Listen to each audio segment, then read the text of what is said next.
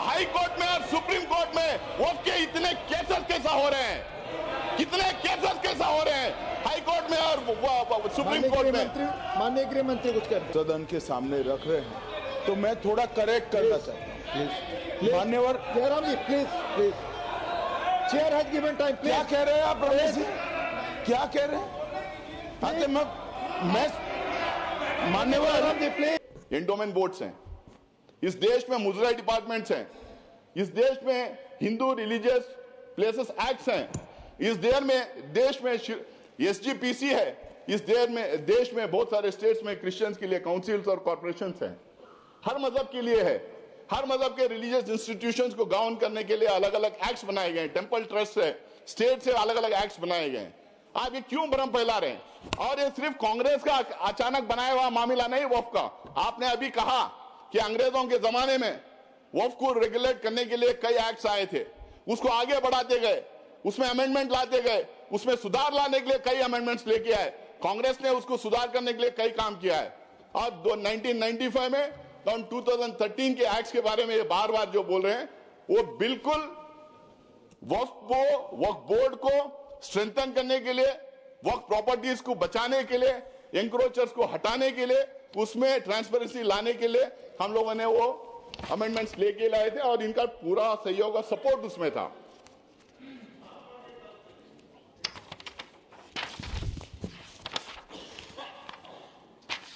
Sir, इसमें बार बार ये कहा जा रहा, आज भी ये कह रहे हैं कि वक्फ बोर्ड, ये सबसे बड़ा एलिगेशन वक्फ बोर्ड के खिलाफ है सर, और ये सबसे बड़ा मिस इन्फॉर्मेशन फैलाया गया। आज भी यहां पे बोल रहे थे कि वक्फ बोर्ड कोई भी जमीन को अपनी जमीन डिक्लेयर कर सकती है। क्या हिंदुस्तान में लॉ नहीं है? क्या रेवेन्यू रूल्स नहीं है? क्या प्रॉपर्टी रूल्स नहीं? मतलब कहीं पे भी हम टवल डाल दें और हमारी बना लें? हम ट्रेनों में चलते हैं, ट्रेनों में नमाज पढ़ते हैं, फ्लाइट्स में नमाज पढ़ते हैं, तो नमाज पढ़ ले तो क्या ट्रेन हमारी हो गई? क्या फ्लाइट हमारी हो गई? क्या वक्फ में उसको लिखवा दें? वक्फ को जो पावर दिया था, अगर वक्फ बोर्ड के सामने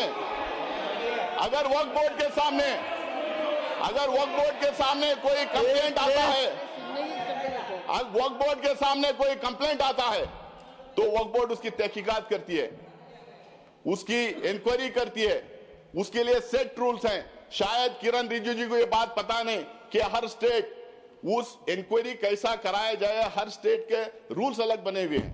मैं वक्फ बोर्ड का मेंबर पिछले 6 साल से हूं सर, कर्नाटका में 6, अब 7वां साल कंप्लीट कर रहा हूं। तो वहां पे ये पूरा इंक्वायरी, तो बोले प्लीज प्लीज। पूरा इंक्वायरी होने के बाद में सर्वे कमिश्नर उसको सर्वे करता है, कलेक्टर उसको चेक करता है, फिर उसके बाद में स्टेट गवर्नमेंट को जाता है, स्टेट गवर्नमेंट उसको वेरीफाई करती है, उसके बाद में वक्फ गेजेट उसके बाद में सरकार उसको गेजेट करती है। उसके बावजूद भी अगर कोई संतुष्ट नहीं है तो ट्राइब्यूनल में जा सकता है। अगर वहां भी कोई अगर वहां भी उसके खिलाफ अगर डिसीजन जजमेंट आता है, अगर वहां पे वो कन्विंस नहीं है तो वो कोर्ट में जा सकता है। आज ये कह रहे हैं कि कोर्ट में रिव्यू नहीं कर सकते, कोर्ट में बिल्कुल रिव्यू कर सकते हैं। अगर कोर्ट में रिव्यू नहीं कर सकते तो हाई कोर्ट में और सुप्रीम कोर्ट में वक्फ के इतने केसेस कैसा हो रहे हैं, कितने केसेस कैसा हो रहे हैं हाई कोर्ट में और सुप्रीम कोर्ट में। माननीय गृह मंत्री कुछ कर दे एक जी प्लीज। मान्यवर, मैं सदस्य को बीच में टोकना नहीं चाहता, शायद वो भोले भाव से गलत इंफॉर्मेशन सदन के सामने रख रहे हैं, तो मैं थोड़ा करेक्ट करना चाहता हूँ। प्लीज मान्यवर Jairam ji please please, chair has given time. क्या कह रहे हैं आप रमेश जी, क्या कह रहे हैं? मैं मान्यवर जयराम जी प्लीज प्लीज। मान्यवर, आप बोलो।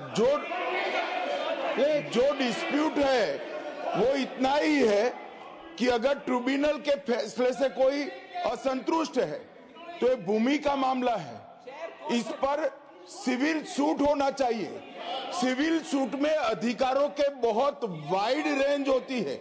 इन्होंने इस पर अपील का प्रोविजन 2013 के कानून में रखा ही नहीं है।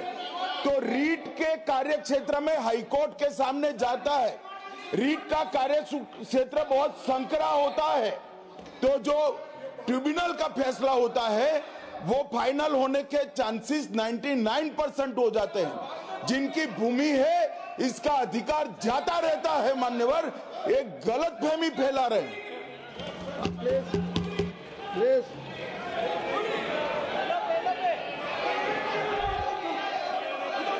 यस, आप ही को दे रहे हैं, आप सुनते नहीं सर, आप ही को कह रहा हूं मैं।